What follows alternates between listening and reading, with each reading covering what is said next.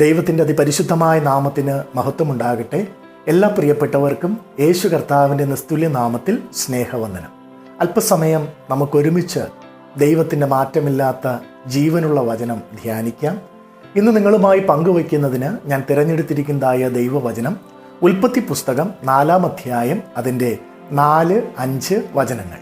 യഹോവ ഹാബേലിലും അവൻ്റെ വഴിപാടിലും പ്രസാദിച്ചു, കയീനിലും അവൻ്റെ വഴിപാടിലും പ്രസാദിച്ചില്ല. ഭൂമിയിലെ ആദ്യത്തെ കുടുംബത്തിലെ ആദ്യ സഹോദരങ്ങളാണ് കയീനും ഹാബേലും. മൂത്തവൻ കർഷകൻ, ഇളയവൻ ആട്ടിടയൻ. ബൈബിളിൽ ആദ്യമായിട്ടാണ് വഴിപാടിനെക്കുറിച്ച് പറഞ്ഞിരിക്കുന്നത്. ആരാണ് ദൈവത്തിന് കാഴ്ച അർപ്പിക്കണമെന്ന് അവരെ പഠിപ്പിച്ചിരിക്കുക? തീർച്ചയായും അത് അവരുടെ മാതാപിതാക്കൾ തന്നെ ആയിരിക്കണം. ദൈവം എന്തുകൊണ്ട് ഹാബേലിൻ്റെ വഴിപാട് സ്വീകരിക്കുകയും കയീൻ്റെ വഴിപാട് തള്ളിക്കളയുകയും ചെയ്തു എന്നതിനെപ്പറ്റി നാം ഓരോരുത്തരും ചിന്തിക്കേണ്ടതായിട്ടുണ്ട്. അതിനുള്ള ഭാഗികമായ ഉത്തരം എബ്രായർക്കെഴുതിയ ലേഖനം 11-ാം അധ്യായം 4-ാമത്തെ വചനത്തിൽ കാണുന്നത്, വിശ്വാസത്താൽ ഹാബേൽ കയീൻ്റെതിലും ഉത്തമമായ യാഗം കഴിച്ചു എന്നാണ്. എങ്ങനെയാണ് ഈ യാഗം ഉത്തമമായി തീർന്നത്? ബൈബിളിലെ മറ്റു ഭാഗങ്ങൾ നാം പരിശോധിക്കുമ്പോൾ രക്തച്ചൊരിച്ചിലിനോട് കൂടെയുള്ള യാഗമാണ് ഹാബേൽ കഴിച്ചത് എന്ന് നമുക്ക് ഗ്രഹിക്കുവാൻ സാധിക്കും. ബൈബിളിൽ അത് പാപയാഗമായി പ്രസ്താവിക്കപ്പെട്ടിരിക്കുന്നു.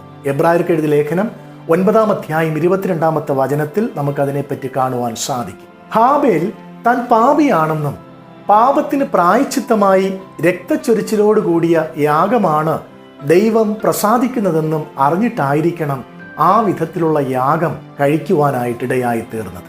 അവൻ ദൈവത്തിൽ വിശ്വസിക്കുകയും ദൈവം വെളിപ്പെടുത്തിയതനുസരിച്ച് പ്രവർത്തിക്കുകയും ചെയ്തു. യഥാർത്ഥ വിശ്വാസം എല്ലായ്പ്പോഴും ദൈവം നൽകിയ ചില വെളിപ്പെടുത്തലുകളോടോ സംസാരിച്ച വാക്കുകളോടോ ഉള്ള ശരിയായ പ്രതികരണമാണ് എന്നുള്ളത് നമുക്ക് മനസ്സിലാക്കുവാൻ സാധിക്കും. അതേസമയം കയീൻ സ്വയം നീതിയിലുള്ള യാഗമാണ് ദൈവത്തിന് അർപ്പിച്ചത്. മനുഷ്യകുലത്തിലെ 2 വിധത്തിലുള്ള ജനങ്ങളെയാണ് ഇവർ രണ്ടുപേരും കാണിക്കുന്നത്. ഹാബേൽ ദൈവ വഴി സ്വീകരിച്ചു, കയീൻ അവൻ്റെ സ്വന്തം വഴി സ്വീകരിച്ചു. ഈ വേദഭാഗത്തിൻ്റെ തുടർ വായനയിൽ കയീൻ്റെ വ്യക്തിത്വം കൂടുതൽ തെളിഞ്ഞു വരുന്നുണ്ട്. ഏദേൻ തോട്ടത്തിൽ ഹവ്വായെ വശീകരിച്ച് പാപത്തിനടിമയാക്കിയ പിശാച് അവളുടെ മകനിലൂടെ ലോകത്തിൽ പ്രവർത്തിക്കുന്നു. വിശ്വാസത്തിൻ്റെ ആദ്യത്തെ ഉദാഹരണമായി ബൈബിളിൽ പറയുന്നത് ഹാബേലിനെ പറ്റിയാണ്. മക്കളില്ലാതിരുന്ന അബ്രാമിന് ആകാശത്തിലെ നക്ഷത്രങ്ങളുടെ എണ്ണത്തെപ്പോലെ മക്കളുണ്ടാകുമെന്ന് യഹോവയായ ദൈവം ദർശനത്തിൽ അരുളി ചെയ്തപ്പോൾ മനുഷ്യന്റെ സാമാന്യ ബുദ്ധിക്ക് നിരക്കാത്ത കാര്യമായിരുന്നെങ്കിലും അബ്രാം യഹോവയിൽ വിശ്വസിച്ചു. അത് അവന് നീതിയായി കണക്കിട്ടു എന്നും ഉൽപ്പത്തി പുസ്തകം 15-ാം അധ്യായം 6-ാമത്തെ വചനത്തിൽ നമുക്ക് കാണുവാൻ സാധിക്കുന്നു. എന്നെ കേൾക്കുന്ന പ്രിയ ദൈവമക്കളെ, നമ്മുടെ ജീവിതത്തിൽ എന്ത് തീരുമാനങ്ങൾ നാം എടുക്കുമ്പോഴും ആദ്യം ദൈവത്തോട് ആലോചന ചോദിക്കുന്നത് എത്രയോ ഉചിതമാണ്. ദൈവത്തിന് സമർപ്പിക്കുമ്പോൾ ഉള്ളതിൽ ഏറ്റവും നല്ലത് നൽകുന്നതിനും നാം പ്രത്യേകം ശ്രദ്ധിക്കണം.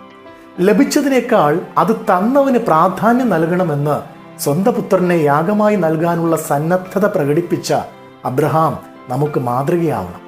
സ്വന്തം ജീവനേക്കാൾ ഉപരി ദൈവത്തെ സ്നേഹിക്കുന്നവരാകണം നാം ഓരോരുത്തരും.